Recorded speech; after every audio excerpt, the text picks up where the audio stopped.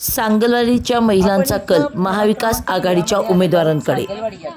या ठिकाणी आपण पाहतोय की आता 2च दिवसांवर निवडणूक येऊन ठेपलेली आहे।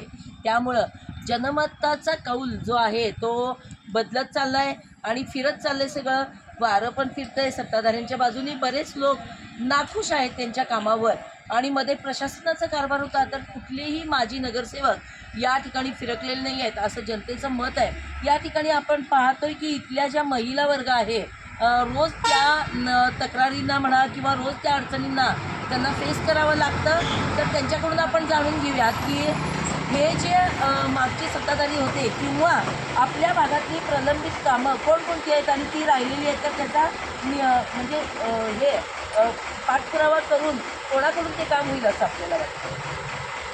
मागच्या सत्ताधाऱ्यांनी जे काही केलेली नाही आहेत कामं त्याबद्दल मला काही जास्त बोलायचं नाही। पण आत्ता महाविकास आघाडीचे जे उमेदवार आहेत अभिजितदादा, दीपाली पाटील आणि अश्विनी कदम यांनी आपल्या सांगलवाडीचा सर्वांगीण विकासाचं विजन डोक्यात घेतलेलं आहे। ते विजन घेऊनच ते भिन्नात उतरलेले आहेत।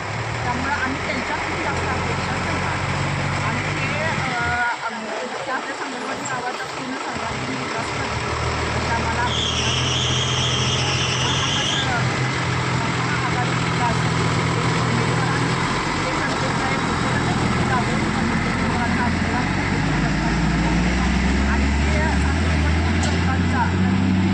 आपल्या सांगलवाडी गावातील सर्वांगीण विकास करतील।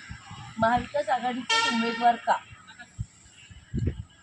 त्यांनी म्हणजे आतापर्यंत या काही दिवसांमध्ये महाविकास आघाडीचे करून काम उमेदवार का असं म्हणल्यानंतर अभिजितदादा आता गेली 11-12 वर्ष जरी सत्ता नसताना हातात ते एक नाही सांगलीवाडीच्या गोरगरीब लोकांच्यासाठी कार्यरत आहेत आणि दिलीपभाऊ पाटील हे पण कार्यरत आहेत सांगलीवाडीसाठी। अश्विनी कदम ह्या पण त्यांच्या सासूबाई कार्यरत होत्या।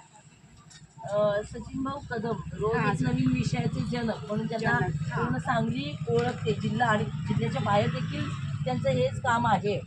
तर त्या गोष्टीचा आपल्यावर काही म्हणजे मतदान करताना मतदार काही त्याच्यावर म्हणजे विचार करतील का त्या गोष्टींचा? नक्की करतील।